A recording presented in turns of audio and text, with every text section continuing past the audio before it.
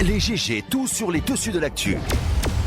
Aboubacar Diallo, Moussa Moïse Silla, Tamba Milimuno, Roby, Mafoudia Bangoura, Lamine Guirassi Forment les grandes gueules. Parler beaucoup, manger l'argent, voyager beaucoup seulement, mais travailler beaucoup, créer des choses, emploi des jeunes, non, non, non. Les dirigeants africains, les dirigeants sont comme ça. Les grandes gueules. Bonjour à tous, merci de nous rejoindre dans cette émission Les GG. Vous nous rejoignez si vous êtes en province à Cancan sur 99 à modulation des fréquences. En région forestière, c'est 99.7 à notre antenne régionale, la même fréquence du côté de Poké et dans la région du Fouta, à Farana et dans le Sankara. Vous nous rejoignez sur notre média partenaire Bamboo FM. 4 moyens s'offrent à vous. GG au 93 si vous êtes abonné Orange, ou le 657 39 13 13, ou encore le www.espacefmguinée.info, ou encore il faut le rappeler GG hashtag espace GG, donc pour interagir à nos sujets, à nos débats dans cette émission. À la une, coup dur pour l'UFR. Le secrétaire national de la jeunesse du parti claque la porte. Dans sa lettre de démission adressée au président Sidya Touré, Badra Koné semble avoir délibérément choisi d'enfoncer le couteau dans la plaie, en juger par ces quelques pics bien sentis. Malheureusement, je cite, malheureusement, la dure réalité du mauvais fonctionnement du parti et de sa gestion peu orthodoxe ont heurté mon sens d'éthique et de justice. Un environnement politique pollué et infâme. Les responsables du parti ont mis en place une politique à contresens des engagements qui nous lient aux militants. J'ai compris à mes dépens que mes efforts n'étaient pas valorisés et que mon opinion n'avait pas droit de citer, a-t-il asséné hier. Donc Badra Koné, autant dire le malaise ayant prévalu à ce départ. L'environnement politique est-il autant pollué au sein de l'UFR et autour du président Sidya Touré? On pose la question ce matin. Quelle est la goutte d'eau qui a fait déborder le vase? Comment entrevoit-il son avenir politique dans le court et le moyen terme? Toutes ces questions posées à Badra Koné, ex-secrétaire national de la jeunesse chez l'UFR et premier vice-maire à la commune de Matam. Lui, il a récemment claqué la porte du FNDC, presque à la surprise générale, tant il avait était en première ligne du combat du dit front contre l'avènement d'une nouvelle constitution en Guinée. Il avait eu cette phrase choc, je cite, « Je me sens trahi et le peuple, dans son silence et sa résignation, se sent aussi trahi par des leaders qui ont certes beaucoup d'expérience politique, mais peu de volonté patriotique pour affronter les gaz lacrymogènes et les balles qui effleurent les enfants d'autrui. » Avait-il taclé 2 mois plus tard? Ces questions qu'on se pose à son sujet. Quel est le fin mot de son départ du FNDC? Pense-t-il que le combat du dit front a fait chou blanc? Va-t-il désormais rejoindre la mouvance présidentielle, ou encore est-il donc pressenti pour un poste ministériel, un poste donc au sein du gouvernement? Eli Kamano, artiste engagé, président du PGSD, Parti guinéen pour la solidarité et le développement. Vous allez l'entendre chez nous ce matin. Et cette affaire donc qui fait très mal au cœur, cette nouvelle affaire de viol sur mineurs, les faits se sont produits il y a environ une semaine au quartier Yimba, ici à Conakry. La victime, une fillette de seulement 2 ans, aurait été abusée par un individu se trouvant sous le tutorat des militaires évoluant au sein du bataillon autonome des troupes aéroportées. Malgré la menace d'une expulsion, la famille de la victime décide de briser le silence et les chaînes de la peur. Que s'est-il passé dans cette affaire? Vous suivrez le témoignage de sa mère, la mère donc de la victime, qui nous rejoindra dans ce studio. Toute l'équipe au complet. Moussa Moïse, bonjour. Bonjour Abaka, bonjour à tous. Bonjour Tamba Zakari Mulimono. Bonjour à Bien tous. rêvé? Oui, ça va. Le visage, enfin quoi. Le visage un peu tumifié.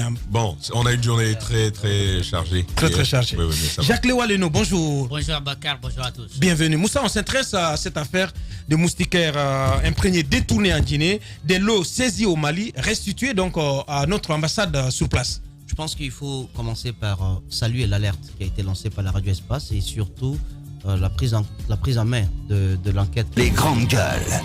COFEL et tous ses partenaires, toutes ces ONG partenaires qui sont sur le territoire national, mais également à l'étranger, parce que le travail de terrain a été mené grâce également à la prise en main de ce dossier par la COFEL. Maintenant, derrière cela, ce qu'il faut que l'opinion sache, c'est qu'il a bien fallu attendre que nous fassions ce déballage ici pour que la semaine, je pense quelques jours après, que l'on se décide au niveau des autorités guinéennes de demander à l'État malien de restituer donc au pays les moustiquaires qui lui appartiennent, qui ont été donc détournés.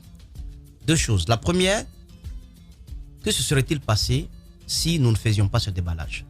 C'est-à-dire que le Mali aura montré toute sa générosité, tout son sérieux. Les moustiquaires ne lui appartiennent pas. Il n'était pas obligé d'agir. C'est le Mali qui mènera l'enquête. C'est le Mali qui saisira, qui mettra aux arrêts les présumés coupables. C'est le Mali qui va garder ses moustiquaires tranquillement depuis des mois et des mois. Ouais. Donc le Mali se serait montré plus sérieux que la Guinée, qui est victime, faut-il le rappeler. Ces moustiquaires sont destinés à des populations pauvres. Parce que le paludisme, contrairement à coronavirus, le paludisme sélectionne. C'est un virus, c'est une maladie, dois-je dire, qui discrimine.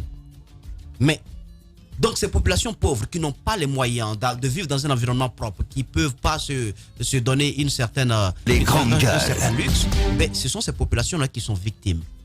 Donc on ne se bouge pas assez par rapport à cela.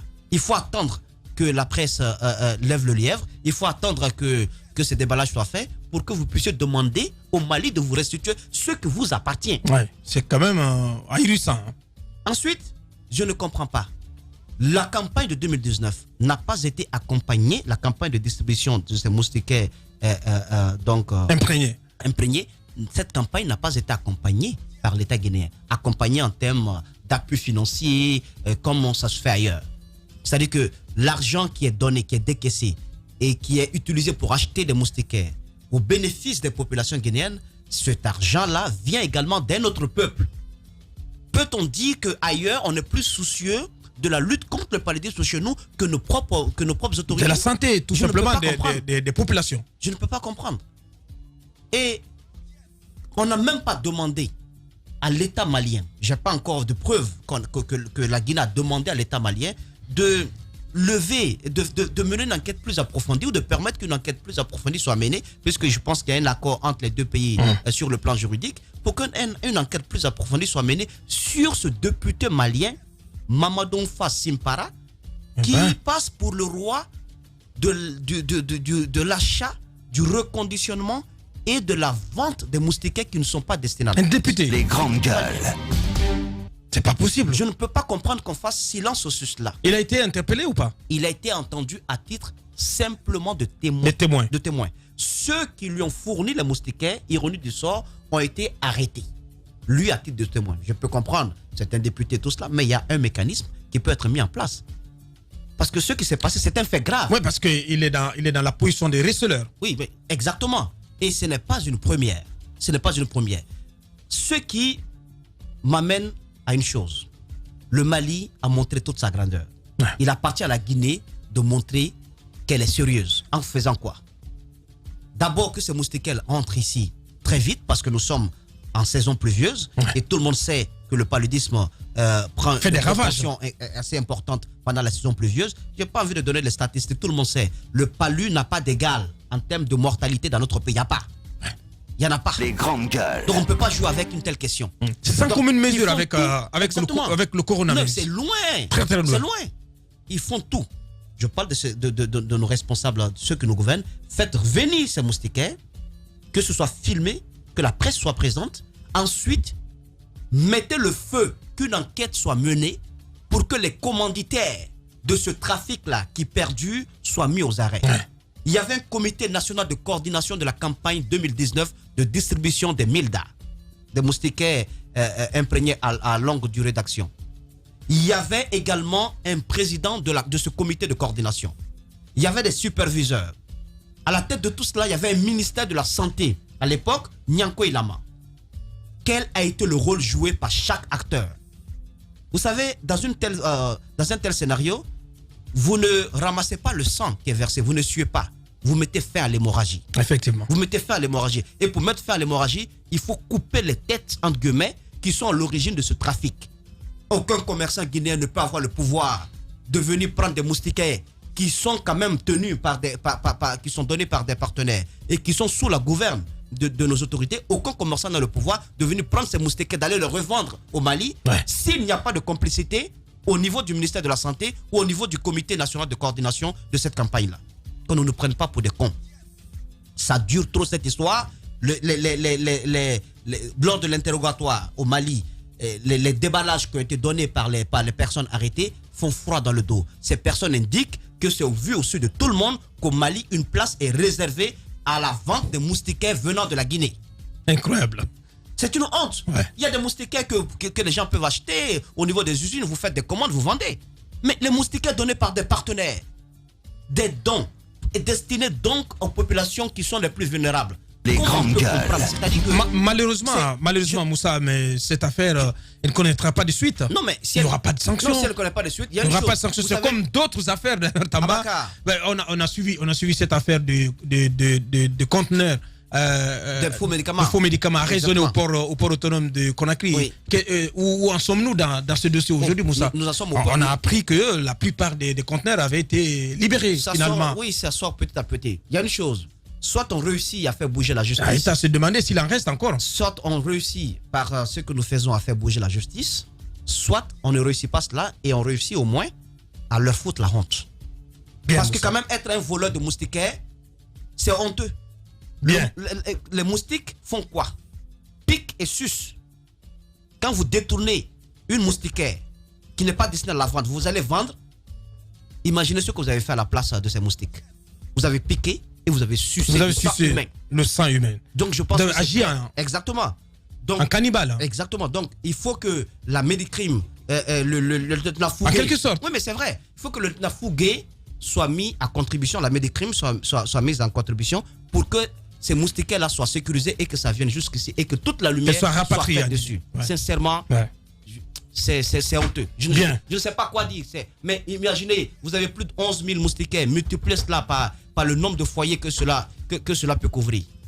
Mais comment? Pourquoi vous faites ça à des pauvres gens? C'est un grand dommage. Les Merci grandes Moussa, gueules. on comprend ton émotion. Tamba, oui, vous avez suivi cette affaire, c'est le dénouement, donc c'est ces moustiquaires qui ont été restitués, une partie, ou c'est la totalité, Moussa? Ouais. La totalité saisie Oui. lors de l'enquête du côté du Mali. Du côté C'est du ce Mali, qui a été donc. restitué. Ouais. Donc une bonne partie déjà récupérée, restituée à l'ambassade de la Guinée à Bamako. Alors, Moussa dit, vous avez piqué, vous avez sucé. Je pense qu'il faut ajouter un troisième verbe parce que l'anophèle pique, suce et inocule. Oui. C'est ce qui se passe. Donc, non, mais plus sérieusement. plus sérieusement, il faut quand même commencer par constater Les grandes cette gueules. réalité. Ce n'est pas l'État malien qui a, entre guillemets, volé nos moustiquaires. Les Guinéens eux-mêmes se sont arrangés à les soustraire du pays, à les extraire de notre territoire et à les emporter côté Mali. C'est un particulier qui a recelé ces moustiquaires-là. Mais vous voyez bien le message qu'on nous renvoie encore une fois. Il y a plusieurs fois qu'on a eu des messages de ces pays voisins pour nous dire, écoutez, nous, on est plus sérieux. On est plus sérieux. Je pense que ça fait un message de plus. Quand même, le Mali. C'est le Mali. Ce pays désertique, en proie à toute forme de violence depuis tout ce temps. Déstabilisé côté, par exemple, défense. Il y a une rupture de confiance totale, autorité, gouvernants. Les mêmes problèmes, mais en mieux, là-bas. C'est eux qui nous disent quoi faire désormais. Ils se lèvent, dès que ça commence, ils se lèvent, ils mènent l'enquête, ils vont savoir c'est qui le receleur. Ouais, d'ailleurs, Tamba, l'alerte est partie du Mali. Ouais, du ministère de la Santé publique du Mali. Qui a été alerté par le Haut Conseil des Guinéens se trouvant là-bas. Donc, à partir donc, des informations qui leur est parvenues. C'est le Haut Conseil, des le Guinéens. Haut Conseil des Guinéens. Mais pas de du Haut Mali. Conseil quand même. Moussa. Si, ce sont les ressources. L'institution n'est pas mise en place. Bon, c'est Officiellement. l'appellation qui est. Normalement, leur ça donnée. devrait l'être. C'est pas le cas. l'appellation qui leur est donnée. En tout cas, c'est eux qui ont alerté la Il y a Guinée. un Haut Conseil des Maliens de la diaspora, mais pas de Haut Conseil des Guinéens. L'appellation, de l'étranger. c'est l'appellation qui leur est donnée. Bah, En tout cette cas, institution n'a jamais vu jour. C'est l'association donc Bien. des Guinéens, des ressortissants, des compatriotes là-bas, Bien. qui a donc alerté le pays. Allez-y. Avocat, qu'on ait donné le nom, on n'a pas donné le nom. C'est des Guinéens qui sont allés alerter, c'est-à-dire pas l'État. C'est nous. Comme ça se fait dans cette émission, comme ça se fait dans d'autres médias. C'est ce qui est arrivé. L'État malien prend sur lui la responsabilité d'entendre, premièrement, cet appel-là et de mobiliser son savoir-faire, son expertise, ses ressources pour aller faire la lumière. C'est ce qui est fait. Mais le détail, même dans le rapport que Moussa Moïse nous a présenté il y a quelques jours, vous voyez que ça a été fait mais d'une main de maître. C'était très bien. Avec les aspects physiques, tous les aspects financiers, le cheminement, tous les mécanismes du vol ont été élucidés. Alors, eux ont bien compris qu'entre le voleur et le receleur, il n'y a pas de différence à faire. Les Maliens ont dit il faut restituer parce que ça ne nous appartient pas. On ne va pas sauter sur un bien qui n'est pas le nôtre. C'est ce qu'on fait et on remet à Les l'ambassadeur. grandes gueules. Là-bas encore, on a remis à l'ambassadeur. Hein? Un Guinéen. Non, quand même, Tamba. Non, mais je vais vous dire. Non, qu'est-ce que vous insinuez? Vous croyez que ces moustiquaires ne Vous peuvent pensez pas, que ça ne va disparaître à quand nouveau? même comme par, Vous pensez comme que par magie à l'ambassade? Je vous pose juste Mais là, une- au moins c'est connu, c'est sûr que c'est à l'ambassade. Abaka. Ça a été remis à notre ambassadeur Tu à penses Bamako. on ne savait pas que ces moustiquaires étaient en Guinée? Mais si. Mais on le savait. Ouais. Depuis ce moment jusque-là, tu as déjà vu un seul cadre qui a été retiré, qui a été sanctionné pour? Non, pas du tout. Aucun. Donc les mêmes cadres qui auraient versé dans cette magouille sont toujours en service. C'est eux qui vont gérer cette chaîne-là. Ouais. Cette chaîne de rapatriement. Exactement, de rapatriement. On a expatrié nos moustiquaires. Le rapatriement va être géré. Mais on va lui trouver une autre destination. Il y a le Possible. Il y a la Sierra Leone Possible, Tamba. voisine Ouais. qui est mal lotie. Très bien vu, franchement. Qui est mal lotie au côté santé. Le Libéria, c'est pareil. Vous vous rendez bien compte, il y a beaucoup de ces ressortissants de ces deux pays qui viennent se soigner sur notre territoire. Eh bien, mais ça va, on va sauter là-dessus lorsqu'on va leur dire, écoutez, on a une telle quantité de moustiquaires. Bon, la Guinée, on en a trop, c'est un surplus. Si vous voulez, on peut vous en apporter. Ce sont les mêmes cadres. Moussa avait relevé il y a quelques jours un aspect important que je n'oublie pas et qui motive d'ailleurs cette analyse que je suis en train d'avoir. Le directeur, le responsable, le préposé à la lutte contre le palu en Guinée, dans le cadre de ces moustiquaires, avait été écarté. Le ministre Nyankoy, Lama, qui était là à l'époque, s'est choisi un autre. Oui, il en a fait responsable du projet. Pendant qu'on a un préposé dans le cadre de la lutte contre le palu. Et ce monsieur avec une grande expérience, une spécialisation, mieux encore, dans ce domaine. On l'a mis à côté. Genre, exactement. Grandes endémies en Guinée, Vous qui rendez est compte? logé donc au ministère de la Santé, qui s'occupe du palu, qui s'occupe du VIH-Sida, qui s'occupe de la tuberculose. Vous voyez donc ce que je suis en train de vous dire. Ouais. C'est Dr Timothée Guilavogui. Moussa était revenu là-dessus. D'ailleurs, il y a pas mal de bruit autour de la nomination, autour de son éviction par ce monsieur Lama, je crois. Nyankoy, Non, l'autre, le Eugène, le docteur Eugène. Il y a pas mal d'indiscrétions autour, comme quoi il y aurait eu une certaine entente. Bien sûr, on est en train de vouloir démêler les chevaux pour savoir ce qui s'est véritablement passé. Ouais. Donc on a réussi comme ça à mettre un monsieur de côté. Pourquoi l'a-t-on mis de côté? Où était le besoin Très bonne question. de le mettre de côté pour aller prendre un autre, pour conduire une telle opération? Ça, c'est la question qui demeure. Et cela dit... Peut-être parce qu'il aurait pu être gênant. Donc, premièrement, il faut suivre le retour de nos moustiquaires. S'ils veulent des caméras, on peut envoyer des caméras de Bamako à ici en cortège. On cortège quoi? C'est pas de l'argent. Ça peut être des billets de banque. Mais cette fois, on cortège nos moustiquaires. Et ça arrive, on les réceptionne de manière publique. Parce qu'encore une fois, ça peut disparaître. Ouais. Ça peut Se volatiliser dans la nature. C'est une possibilité. Premier aspect de mon regard. Deuxième aspect, finalement, on ne va pas s'arrêter là. Moussa Moïse l'a dit, je ne vais pas m'étendre là-dessus. Je vais juste en toucher un autre aspect. C'est celui des partenaires qui ont été au courant de cette situation. Il faut rappeler que c'est Against Malaria, c'est l'USAID, le Fonds mondial et je crois une autre organisation qui ont accompagné, qui ont pourvu à cela. Chaque année, ils font pareil. Et ils sont au courant, ces donateurs. Ils savent que nos moustiquaires, on a été bien généreux et on les a donnés aux pays voisins. Fraternité. Ils ont mené leur enquête, effectivement. Parallèlement. Oui. Ah, mais absolument, Abakar. Et donc, les enquêtes sont menées. Je crois que ces partenaires attendent un retour officiel de la part de l'État guinéen pour leur dire ce qui en est fait, quelles sont les dispositions qui ont été prises, surtout, parce que quand il y a cas de corruption, il faut toujours dire quels sont les acteurs de la corruption. Il faut qu'on puisse élucider qui a pris part à cela. Quand cela sera fait, à ce moment-là, on se rendra bien compte, on pourra constater la volonté de la Guinée à mieux faire désormais et donc encourager de prochains dons. Mais je vais vous dire, si cette affaire n'est pas tirée au clair, ne vous étonnez pas que ces partenaires-là se disent, bon, dans ce cas de figure, on ne peut pas envoyer nos ressources chez vous. Parce qu'autrement, ça ne va jamais arriver aux bénéficiaires. Parce qu'à la fin, c'est du gâchis.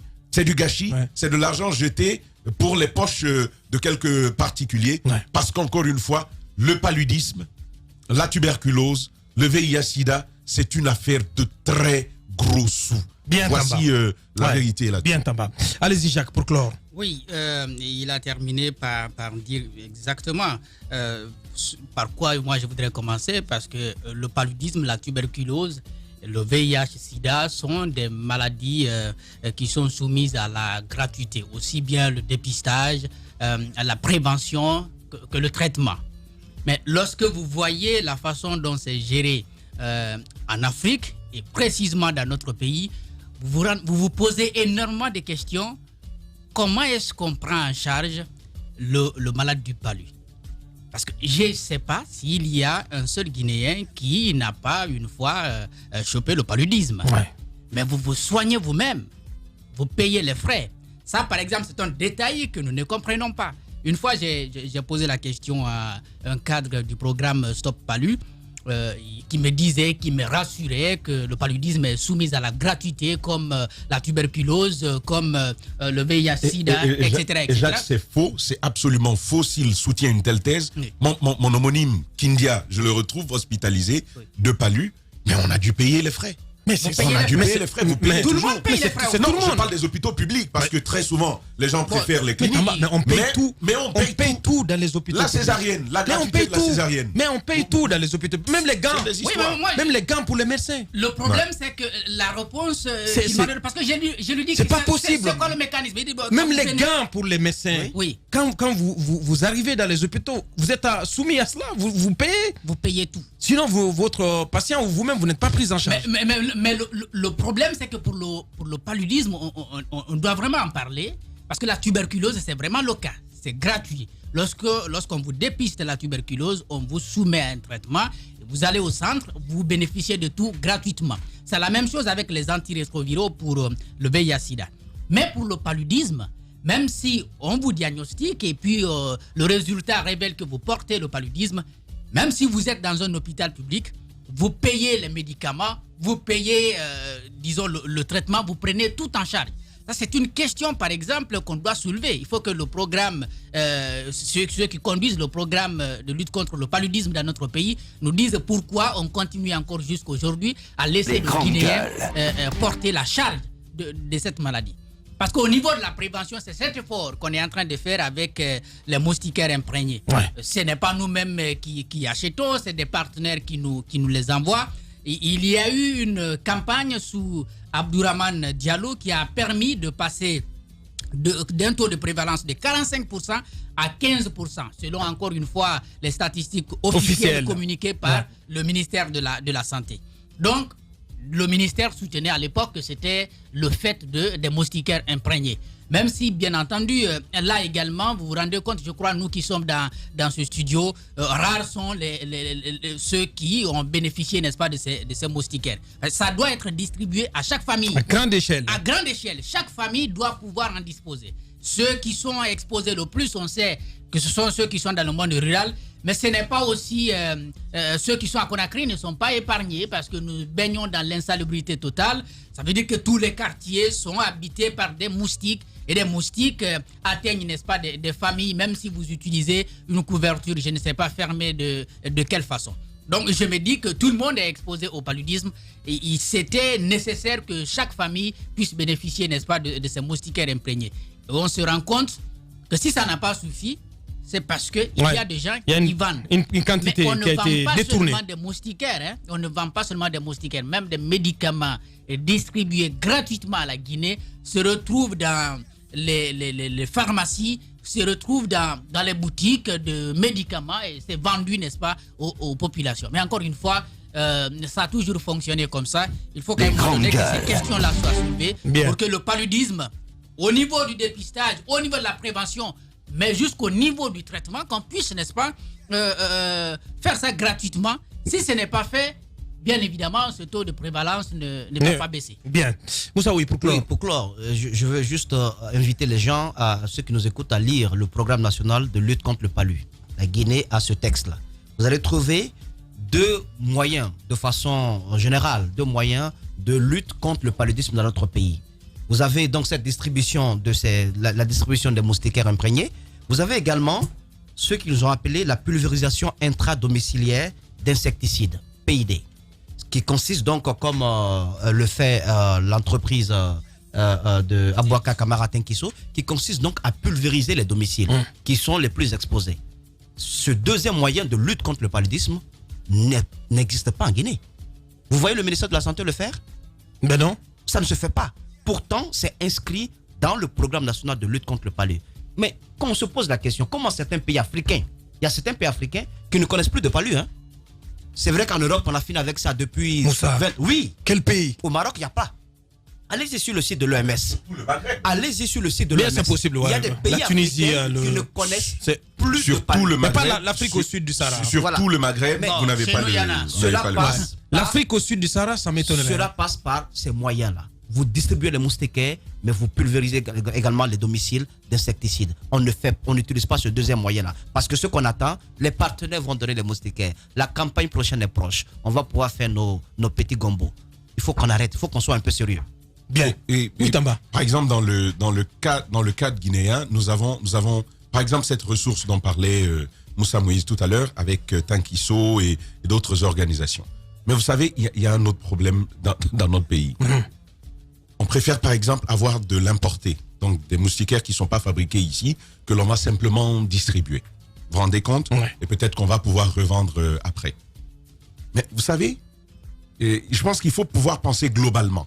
Dans le cadre de la riposte, même contre le coronavirus où Ouais. nous sommes, ou dans le cadre de la lutte contre le paludisme, avec cette solution que certaines organisations comme Tankiso peuvent apporter, je vais vous dire où ça va coincer. Mais l'État peut faire un contrat avec. Mais je vais vous dire justement, Avec Tankiso. je vais vous dire tout simplement, on préfère enrichir un étranger. Ouais. Un Je suis jour, d'accord, ça viendra. Quand on décidera d'y aller, Les grandes gueules. vous reviendrez certainement me le dire. On préférera un étranger parce que simplement cet argent, on dit, bon, je préfère que ça retourne là-bas. Mais toi, tu peux pas être riche, Plus riche que moi. plus riche, et puis moi, je suis là. Ce qu'on oublie, c'est qu'en voulant lutter contre le... Parce que je dis cela parce C'est que... de la mentalité guinéenne. hein. Je dis cela parce que, en fait, je parle d'une expérience récente sur le Covid-19. Des organisations ici ont été mises à l'écart alors qu'on leur avait déjà affecté un financement dans le cadre de cette riposte-là. Vous savez ce qui s'est passé? Le gars, Des il questions rentre, de on lui a affecté rétrocommission. on lui affecte le marché. Tout le monde en session plénière, on lui affecte le marché, il rentre. Je vois de quoi tu Le parles. lendemain, Je vois de quoi tu parles. on l'appelle et on lui dit, bon, tu sais, bon, pour ça, on va réfléchir. Finalement, Ouais. bon, on Finalement, a décidé on de marche sur donner la chose. et puis- on donne à une structure étrangère. Ouais, Parce que ouais, comme ça, personne ne gagne. On n'a qu'à perdre ensemble. Dommage. Ici, on dit Ntamboulatoulou. Bien. Ainsi va la Guinée. C'est dommage. Les GG continuent dans un instant. Chez les GG, nous pensons comme JMJ. Dire la vérité.